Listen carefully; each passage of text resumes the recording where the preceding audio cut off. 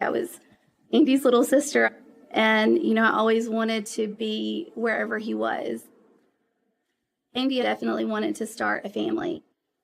The first time he met Stephanie, I felt like, they would be a good match for each other.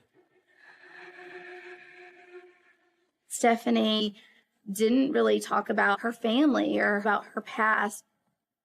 And it does make you wonder if there was more to this story than we know. She definitely had that Jekyll and Hyde kind of behavior. Looking back on it now, there's some signs that we probably missed. It's hard to think that somebody that I let in my life is capable of something so horrible.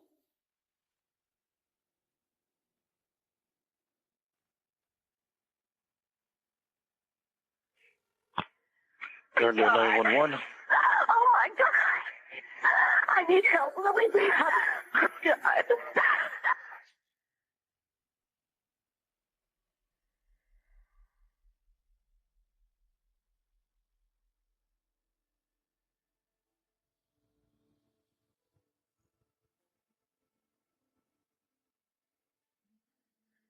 Andy was my older brother. Everybody loved him. We did have a great relationship growing up. I was 10 and Andy had just turned 16 when my dad passed away. That was very hard. Andy was there and was ready to take on anything he needed to take on as the man of the house. And he made sure me and my mom were both very well taken care of. Andy always wanted to be a police officer for as long as I can remember. I worked many years with Andy Kimbrell on night shift and through the different assignments. And he was the nicest, positive attitude, happy, eager, every definition that you could think of as a good friend, a good police officer, that would fit him to a T. When Andy came to work for the Vestavia Hills Police Department in October of 2002, he was assigned to my shift. When you describe a police officer as to serve and protect, that's exactly what he did. Always wanting to do things for other people. A real happy, positive guy. Andy and Dawn were high school sweethearts.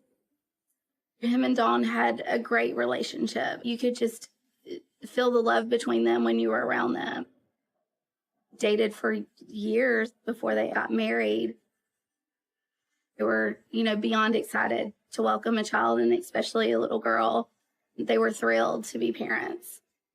He was the happiest he could ever be was when him and his wife had the baby. I would say that it was a dream come true for him. And then subsequently, there were some medical conditions and medical issues that took a turn, and tragically, his wife passed. To say that his world stopped would be an absolute understatement.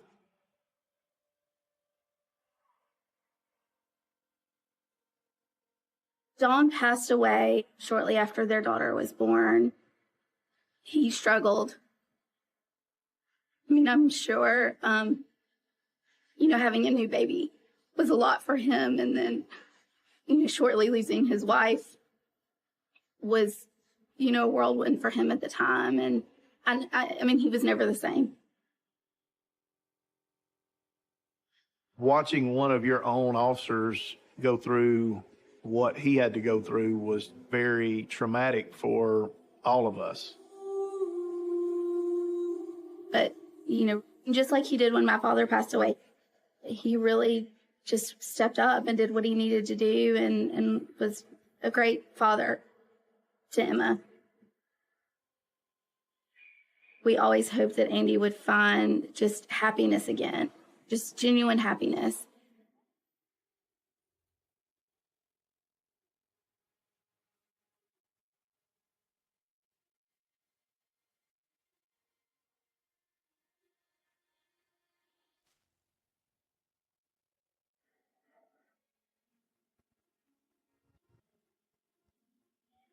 He met Stephanie at a school carnival. Her son was the same age as Andy's daughter, and so they were kind of at the same stage in life. I felt like, they would be a good match for each other. When they were together, you could tell they were enjoying each other's company, and, there was an attraction there. You could definitely see that as well. Andy would be kind of silly and just very affectionate. It was nice to see Andy happy.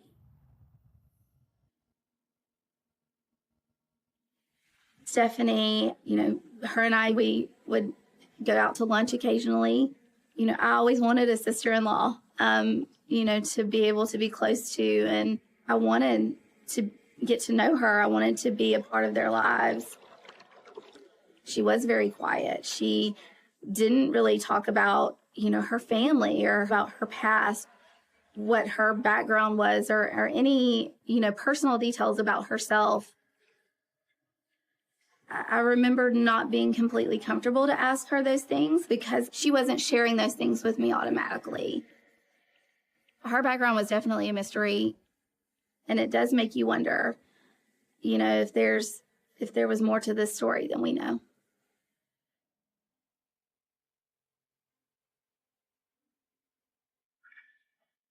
One day, my mom came to me and said, I think Andy got married.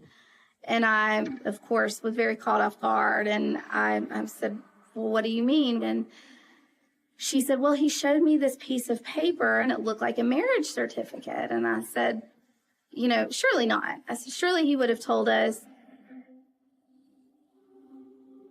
I was a little bit shocked and, obviously hurt by, the fact that he had gone off and gotten married and didn't, tell us before or even after. Those are things you tell your family. And if you're not telling your family those things, there's a reason you're not telling them. It felt wrong. And, it made me wonder whose idea was this. I think there was some manipulation going on.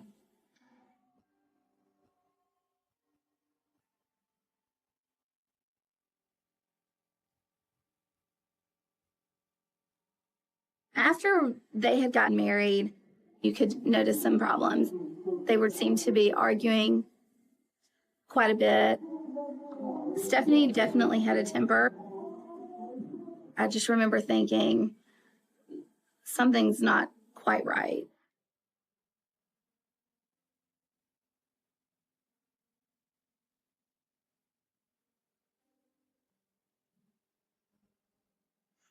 Andy didn't really go into a lot of details.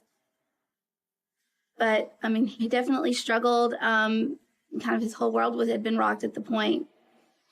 She was very manipulative. I feel like she did things, to deliberately get a rise out of Andy. Stephanie absolutely knew how to press Andy's buttons. Her behavior definitely felt kind of game-ish, for lack of better words. And then, so I definitely think that was kind of her lifestyle.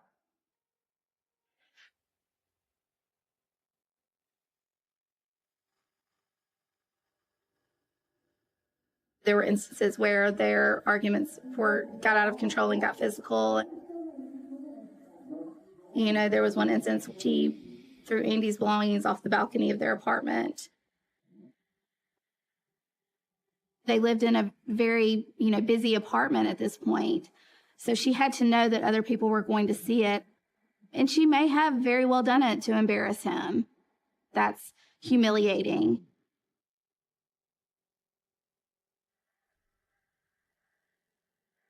When Andy and Stephanie would have arguments, Andy would go over to my mom's house.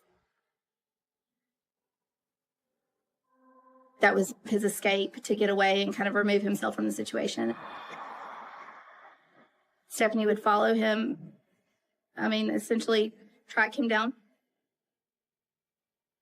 And Stephanie did show up at the house, banging on the front door. She called him and asked him to come outside. He went outside and she went immediately up to him and kissed him. He was very caught off guard by it and kind of stepped back because this, of course, is in the midst of an argument and, asked her what that was about. And She said, I just wanted to see if there was anything there. And she said, and there's not. And I just remember thinking, well, that was very odd. It just seemed like she was playing a game. This is not normal. This is not okay. She definitely had that Jekyll and Hyde kind of behavior. She was most definitely trying to manipulate him and assert her dominance. That was definitely the moment that I stopped being friendly with her and stopped reaching out to her. At that point, I didn't know what the future held for their relationship. I never in a million years thought it was going to turn out the way it did. Oh my God. Andy. Andy. Andy.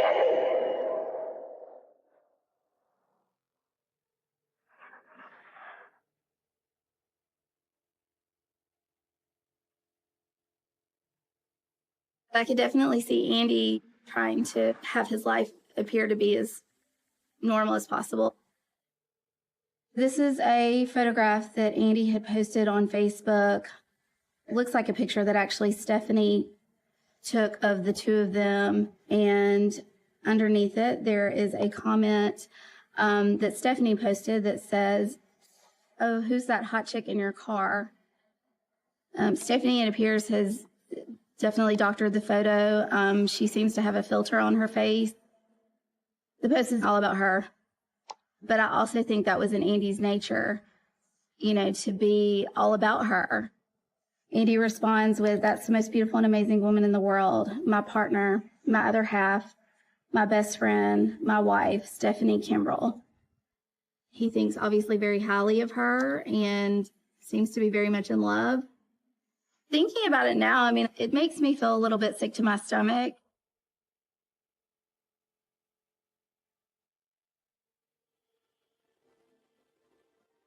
Andy, even if he knew 100% that that relationship was not a good situation, I don't think he ever would have said to us, "You're right." He just tried to be the tough guy police officer. Andy would not have been the aggressor, in my opinion. Andy was not that type of person. He wasn't the type that would run from anything, but he was also not the person that was trying to provoke anything either. Looking back on it now, there's some signs that we probably missed.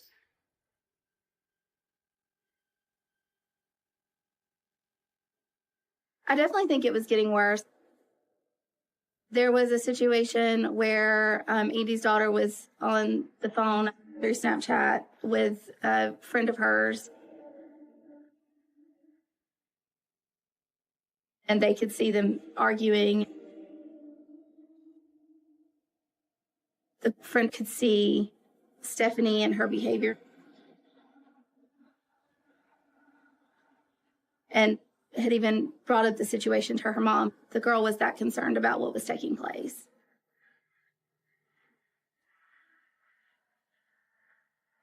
If that was happening that night, it was probably happening much more frequently than we heard about or knew about.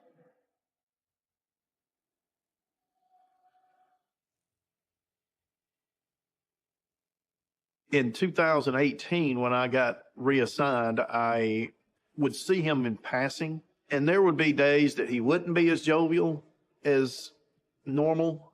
There was a change in his demeanor. We had both moved on to different assignments. I think each of us knew deep inside that we wanted to talk, but we just never went to that level.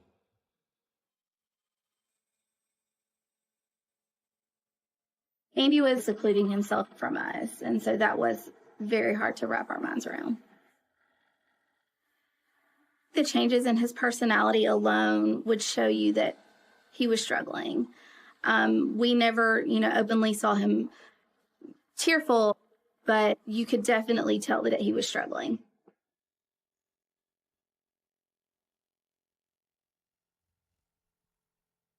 But it really got to the point where he wasn't spending time with my mom that much.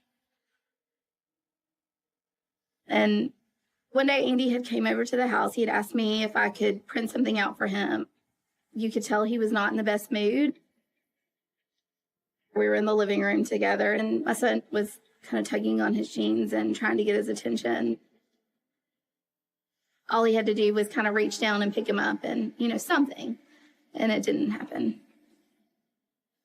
I knew something was going on with him because that was not like him to do that, to go from this doting uncle to, somebody that's pretty much ignoring him. And that was really a moment, I guess, that was really a turning point for me to see that.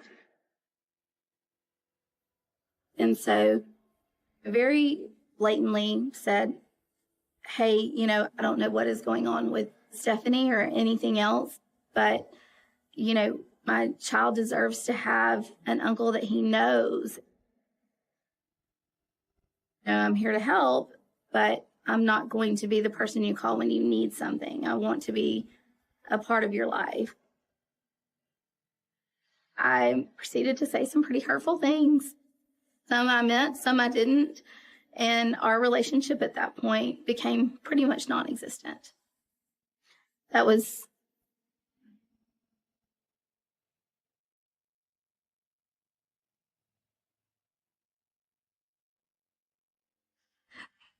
the last conversation I had with him.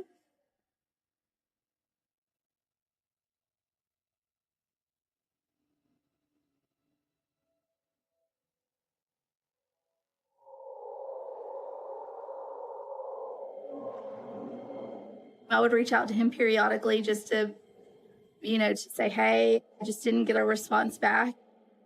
But I remember hearing their arguments became more frequent. The people that lived in the apartment complex reached out to us and told us they saw them arguing in the parking lot. These total strangers are reaching out to us, to tell us these stories.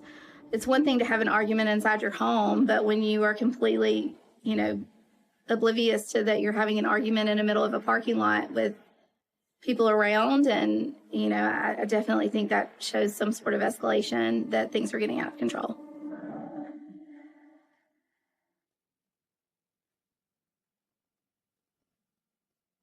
There was one instance where he went to my mom's house and showed her scratches on his neck, where Stephanie had put her hands on his neck. I don't know how they got there, if she was choking him or just had put her hands on him in some form or fashion, but there were visible scratches on his neck that appeared to be, pretty significant. I think most people, including myself, when they hear of a domestic violence situation, you automatically assume it's probably initiated by a male, but things are not always what they seem. My mother was upset. She was obviously very fearful for him. Her words were, please come home. You need to get away from her. She's going to kill you.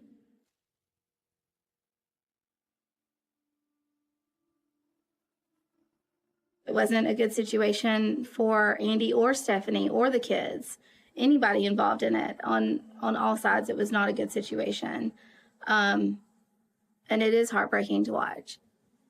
He never came out and said, yes, I know that our relationship is not right. I think that Andy just didn't know how to, or didn't know where to go to for help. He was just completely hiding it from everybody. I think that he was good at turning it on when he needed to turn it on, that I'm fine, I'm good, just let me go to work. But knowing Andy and the type of person he was, he wanted to fix it. We were frustrated watching it all fold out and wanting to just take him and, and shake him and say, listen to us, please do something.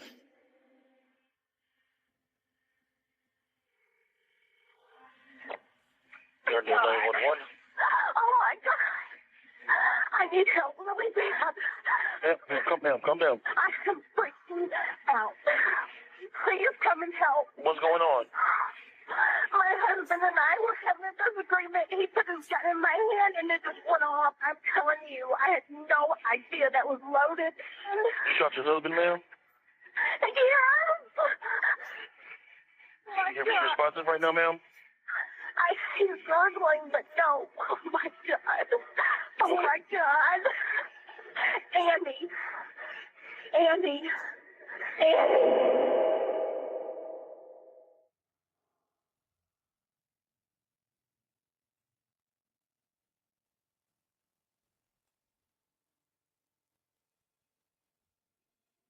About 11:15, I received a phone call from our deputy chief of police, and he said, Andy Kimbrell's been shot. And I was like, where's he at? And he said, he's on his way to UAB. Andy was still alive. And I said, I'm headed to the hospital.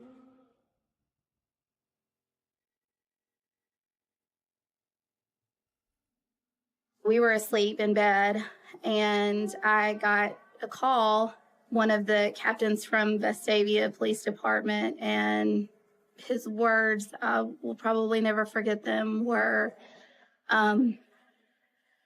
Andy's been shot and it doesn't look good. I remember just panic, just absolutely panic, and just not knowing what to do. I didn't know.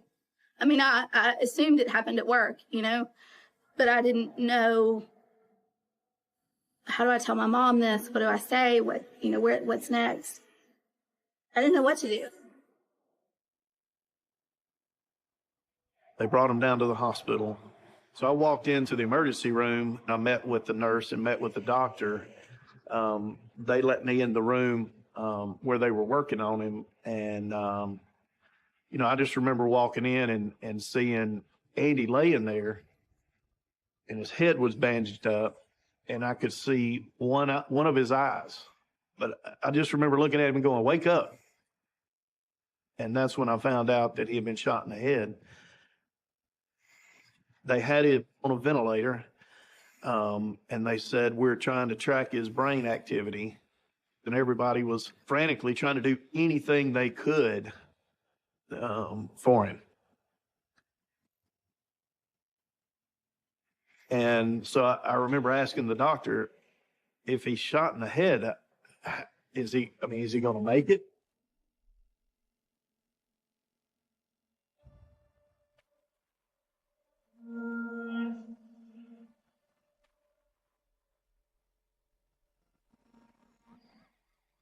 When I first got the call, my sergeant called me and told me that there had been a shooting at an apartment in Garndale. When I arrived on the scene, I entered the master bedroom. The walk-in closet is to your left, and about middle ways down the wall, there's a door leading into the bathroom. There was a bloody handprint on the toilet. Inside the closet, I could definitely see blood splatter on one side of the wall. There was a large pool of blood in the corner. At first glance at the blood splatter, I could tell that it was not a long-range shot, that it was fairly close. The gun was a 9mm Glock, fairly standard issue for law enforcement. A shell casing was right outside the door of the closet on the floor of the bedroom. Whoever fired the shot was standing in the doorway of the closet or very close to the doorway of the closet.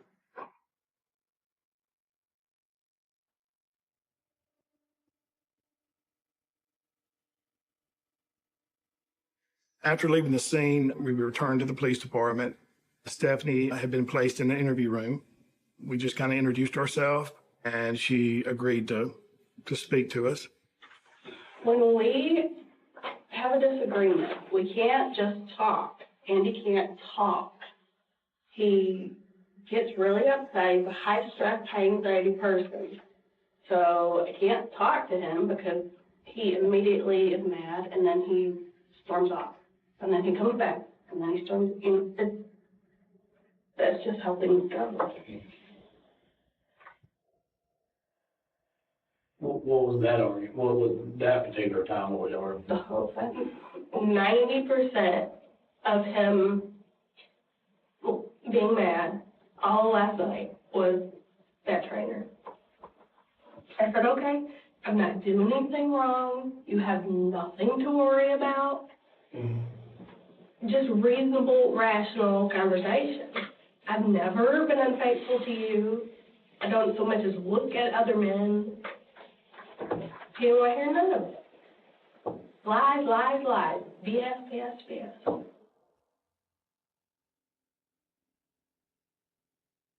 Stephanie told us that he'd accused her in the past of being unfaithful. So according to Stephanie, this argument wasn't out of the blue.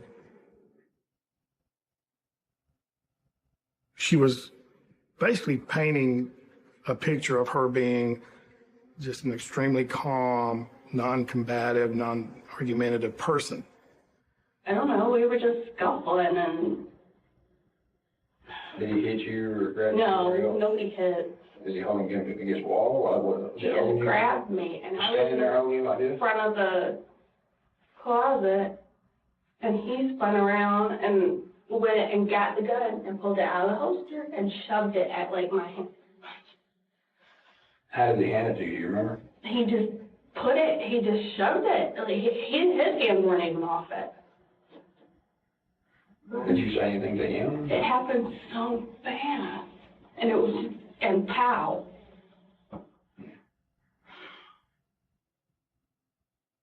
I don't even know. I don't know. I've been in law enforcement for over 24 years. I've never seen a gun just go off. On a Glock, the safety is actually on the trigger. So in order to disengage the safety, you have to pull the trigger. So, it was obvious that the trigger was pulled. When he tried to give you the gun and put it in your chest, why didn't you just walk away in there? I mean, you had a way to get out of there. All you had to do is like, hey, and turn around. But you went and grabbed for the gun. No, I didn't. I didn't reach for it and grab for it. That's not what happened. I mean, your hands had to be outward or they would have touched the gun. You see what I'm saying? I don't know. It just happened so fast. I know that if someone is trying to shove something at me that I don't want, I'm not going to reach for it. I'm going to back away or I'm going to put my hands up. I'm not going to grab it. The longer she talked, the more question marks and red flags kept popping up. Under her story, they were both standing up and Andy had the gun in his hands and he shoves it into her hands when the gun went off. But the fatal wound, the only wound on Andy, was a bullet strike to his forehead just above the hairline. We're trying to figure out why the entry wound would be on the top of his head. Was he kneeling down? Bent towards me. I don't think he can really be bent over far enough to where the round hits him in the top of the head. It just wasn't possible for a gun to go off at waist level and the entry wound be basically on the top of the head. It just didn't make sense. Can we find out about him? Yeah, I mean, he's at the hospital and the doctors are taking care of him, so.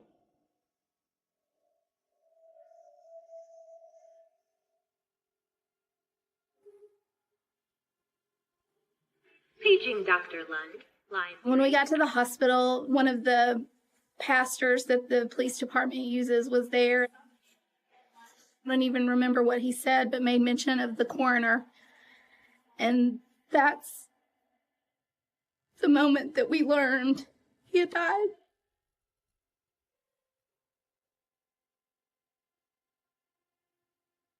And that's the moment that I learned that Stephanie had shot him.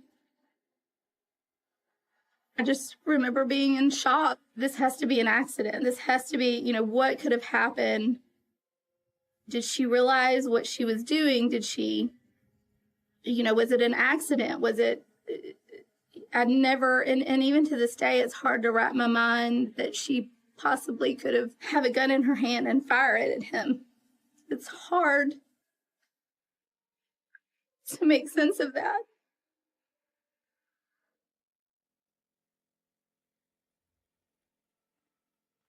I just got off the phone with the doctors and, I'm sorry to tell you this, but he's passed away.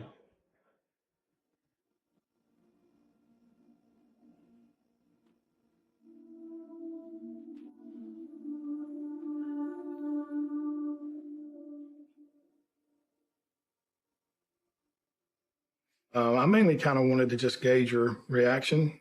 And so, in the interview, you can see me just kind of laser focused on her, really. She sounded upset, but when she raised her head up, she wasn't crying. And, they're in the moment of, letting family members know and stuff like that, so kind of going from there. I looked directly into her eyes, and they were dry as a bone. There was no tears in her eyes whatsoever. What really happened was really going on here.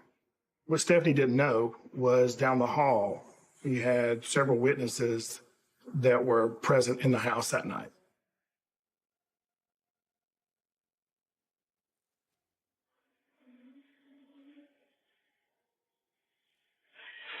I'm Detective Canal from the police department, and you are Emma.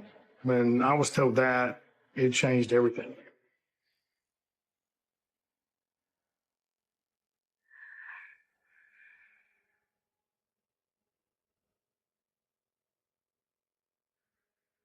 Down the hall, we had Stephanie's son and Andy's daughter.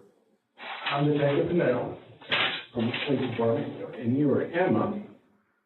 Andy's daughter begins to talk, and she kind of just starts describing what she's been through and, again, the loss of her mom at a young age and now the loss of her father. It was very tough not to get emotional interviewing her. How long after they got together did they start this argument?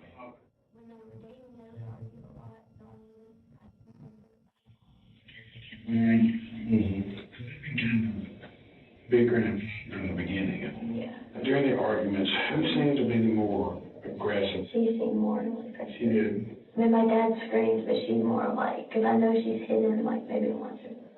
And I remember him saying he put him against the wall with it on his neck like that. According to what we were told, Stephanie was the physical abuser in the relationship. She was the verbal abuser in the relationship. That painted quite a different picture than what Stephanie was telling us.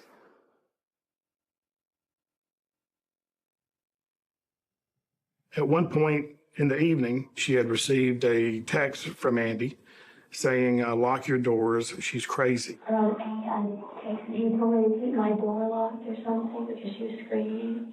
Stephanie's son advised us that he was asleep the entire time and he didn't hear anything. When you went to sleep, did you go to sleep? You just kind of lay there, or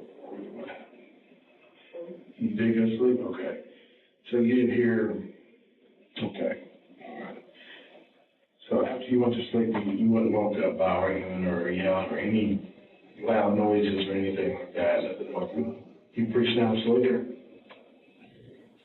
Andy's daughter, she was a very important witness because not only was she directly across the hallway from the incident, she was awake the entire time. I feel it was 10:30, something close to 11, and I heard her say something give me your gun or something. I'm gonna shoot. When you were down there waiting on him, you and your sister talked, right? Y'all were talking. What was said? Remember? I'm not sure what happened. And she said that she asked him for his gun, and he said, "Fine, here it is." And he showed me her hand, and she knew it was loaded, and something about fired. And he said, okay, and then gave it to her. I stayed because I heard that, and then it went off, and I just heard it pop. When Andy's daughter made the comment to us, It changed everything. I know in my mind, this just changed from an accident to a possible murder.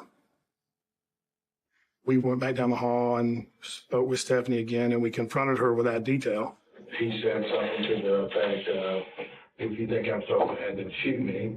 Oh, yeah, he talks to me like that all the time. And then you replied, well, then give me your gun. No, So you, I have never asked for that gun. okay, so if hypothetically, say if your kids said that they heard that, they would be lying. Lying? No, they didn't hear what they think they heard. See, what you don't understand is they're in 2 bedrooms with the door shut, and y'all are loud enough, but they just didn't make this up. And they did say that. And they did say that. I don't know what to tell you.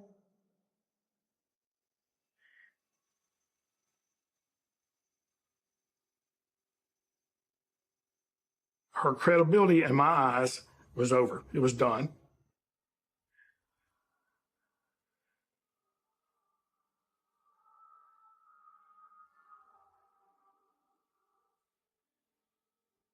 In the mugshot, she's clearly injured. Defense attorneys and certainly members of the public, they get to see the mugshot, has some suspicions as to how she got her injuries and been blaming the victim, Andy. Like this comment here in the picture, you can tell she's been hit. She doesn't deserve to be in jail if she was defending herself. It's extremely hard to read these comments, just absolutely heartbreaking. The first post says, probably beat her many times before and got away with it. More than likely, she was tired of the abuse. Andy was never abusive to her. You want to scream it from the rooftops, but there's some people that are going to, question the situation, and especially after seeing her booking photo.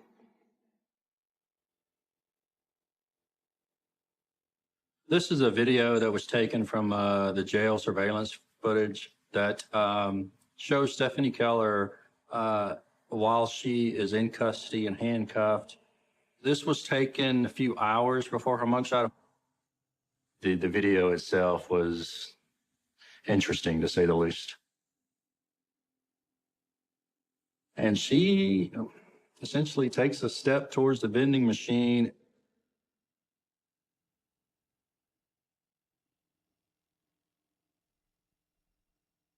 She nails the vending machine with her face. It would seem to be a very intentional act.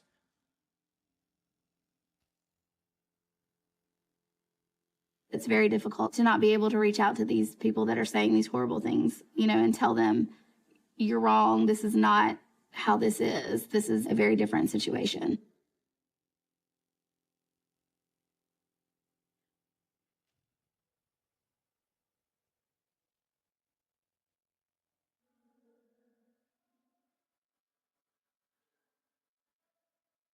When we went to the trial, any doubt that I had that this was a horrible accident just went away very quickly.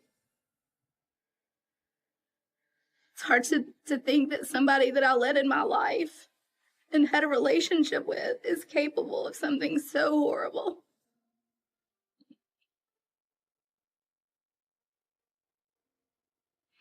It's a hard pill to swallow to think about that. When Andy's daughter testified, her story was very impactful for the members of the court. It was impactful for the jury.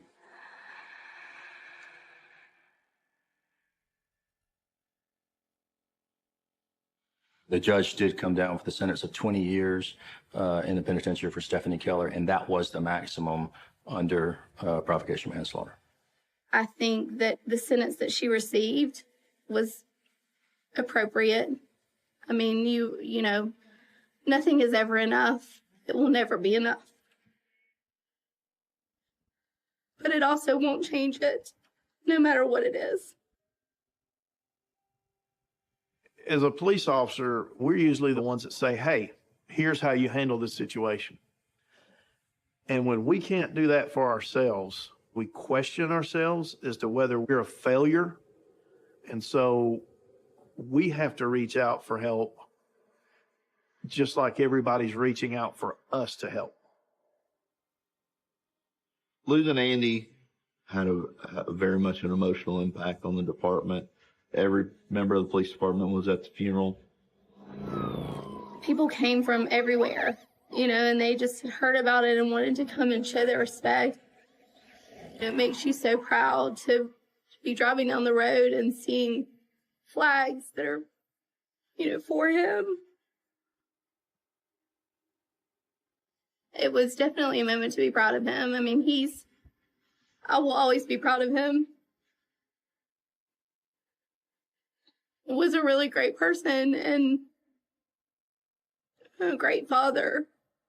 I wanted to remember all the good things that he did as a police officer.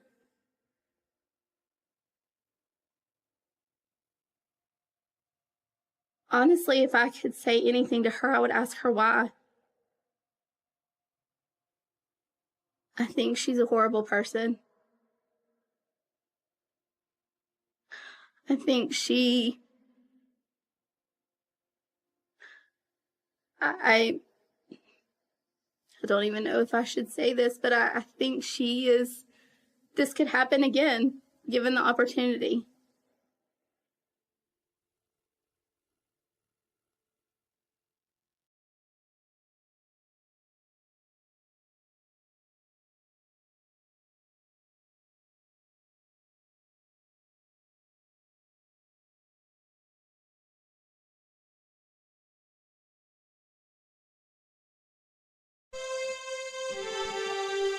अल्फ अल्लाह की जात तू ऐ झोर सदके जेड़ो कुल कायनात चलाण आलो।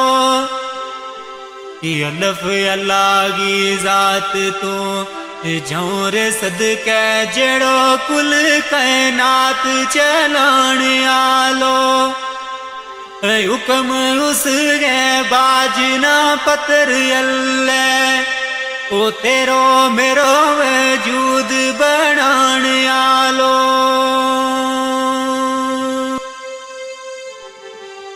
18,000 मखलूक गो ऐ मालिक सुनो रब सुनो जमीन आसमान आलो।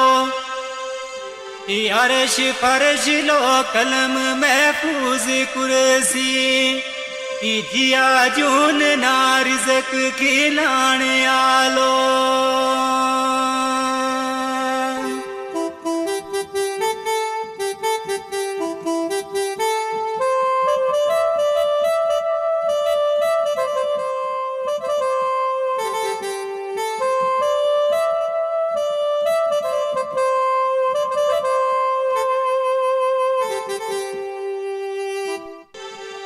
दाल दुखां की गल सो नौरे तमना एक बच्ची मासूम रोलाओ गई है। दाल दुखां की गल सो नौरे तमना एक बच्ची मासूम रोलाओ गई है। ओ उसकी मारे गुलनाज है बहुत दुखिया ये मारा सीना माँ बर छिलाओ गई है।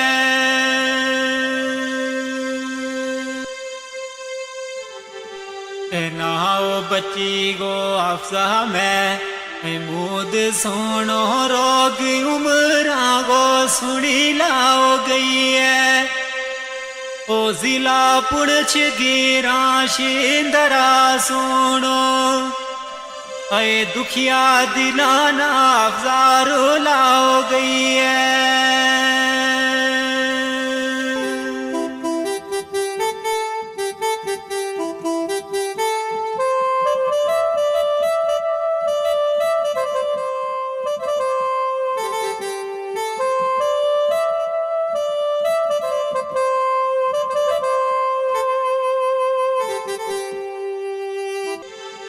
दाल दर्द जो दयागा ऐ बहुत ओखा है पर बचागी नारे जो दई ओवे।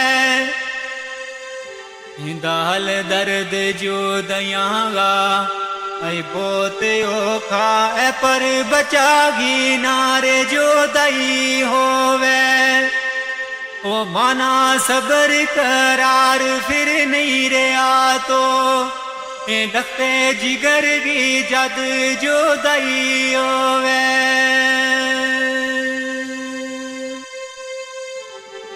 ते बाप उसको मैं मुँह दियो हुसैन दुखिया अफसा जही बची सीने लाई होवे ओ दुख मुझ जावेद माँ बाप नावे ओ बचा किसे गी नारे जो दई होवे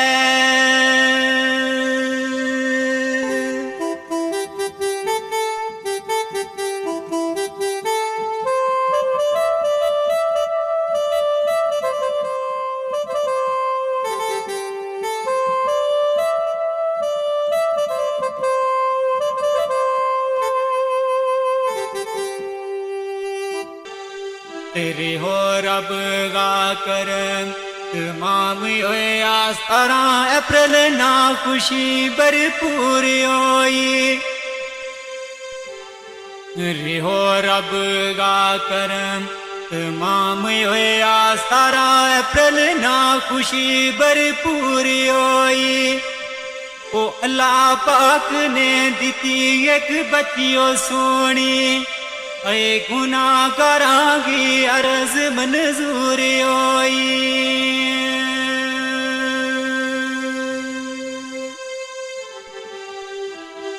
दिन माँ दाखिल रही महारात ऐ 10 बजे ऑपरेशन होयो ते टेंशन दूर होई ओ दीती खबर फिर आनी उन डॉक्टरां ने होगी बची पर बड़ी कमजोरी होई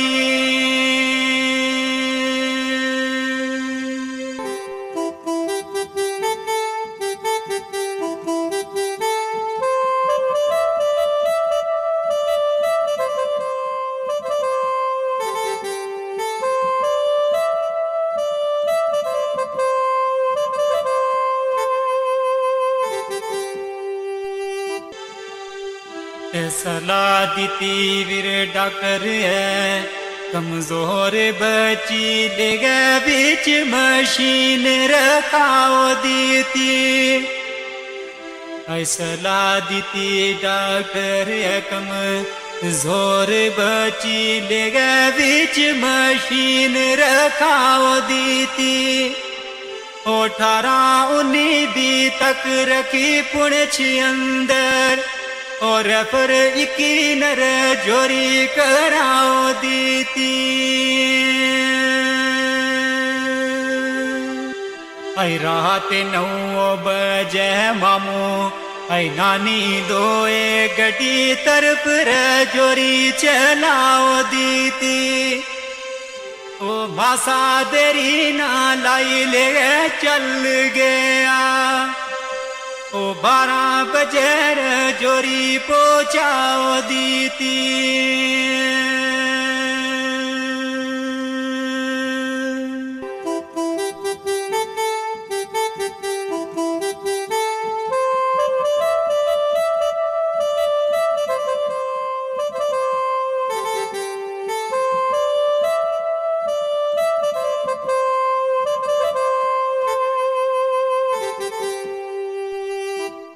किसना चैन सकून फिरे आई उस दिन तो रास्ता बिच डाडा परेशान होया आई किसना चैन सकून फिरे आई उस दिन तो रास्ता बिच डाडा परेशान होया रात 12 बजे जोरी पुजया कि जल्दी डॉक्टरां कोल रवाने होया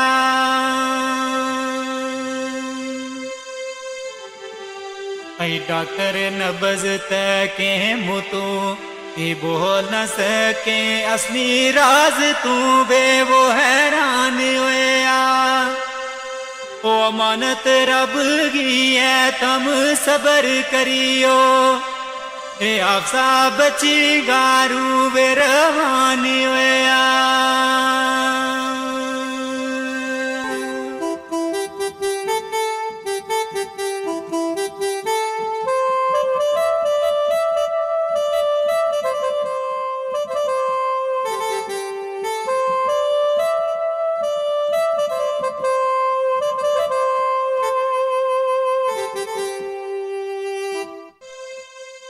किसना होश रे ओ सुनी ये खबर जिस दम आया है आप जायमना छोड़ गई है ऐ किसना होश रे ओ सुनी ये खबर जिस दम आया है आप जायमना छोड़ गई है ये एम्बुलेंस करी वापस पुणच चलना मारी किस्मत अज मुख रे मोड़ गई है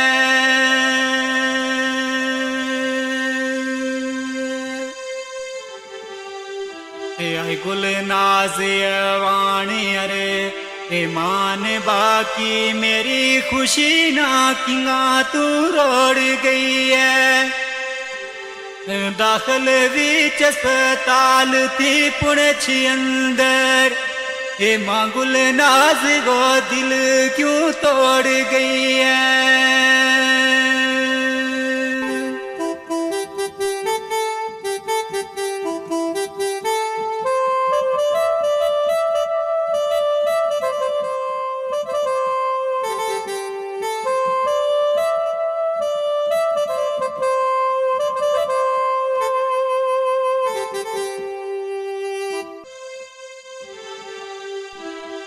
अप्रैल बईना सुबह गए आई 5 बजे वतन शींदरा पुजे आयान सदके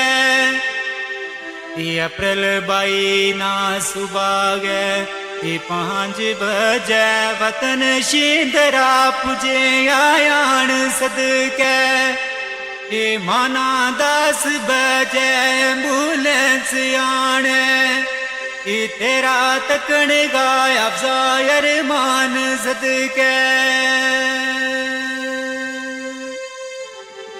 ते कितना दुख था महंगा है काल जामा जाने वाया रब रहमान सदके और वे बाप महमूद परवेज नानी नाले रोवे सजाद यवान सदके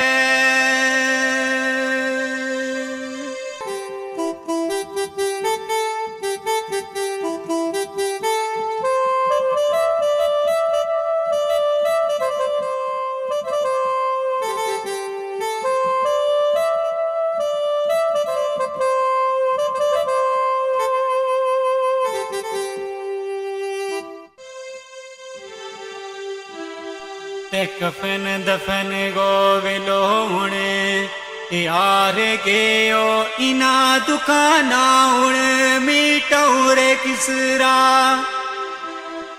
कफन दफन गोविलो हुणे हार गयो इना दुकाना हुण मीटौरे किसरा ओ जीता मांगे बचा गो टूर जानो इस शेर बर कलम चनो किसरा ते अच्छा रब वाले हुणे है छोड़ गई है तीना सिना नालू हुण लो किसरा सबर या तो नी दिल मां याद तेरी रोता दिला ना चुप करूं किसरा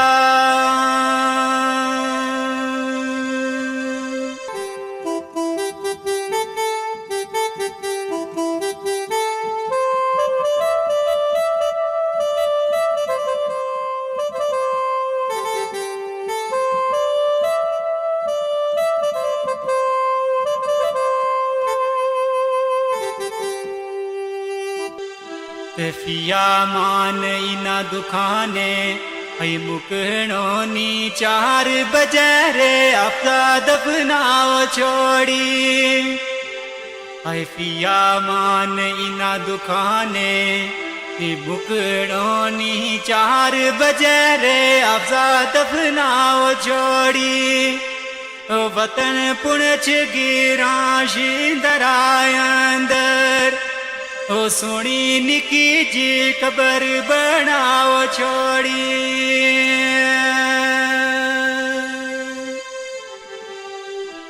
सबर करियो महमूद गुल नाज दोए मानत रब गी रब ने छुपाओ छोड़ी ओए पिया मान जावेद इजाजत ले ले जख्म मोड़ी भी क्यों रे दुखाओ छोड़ी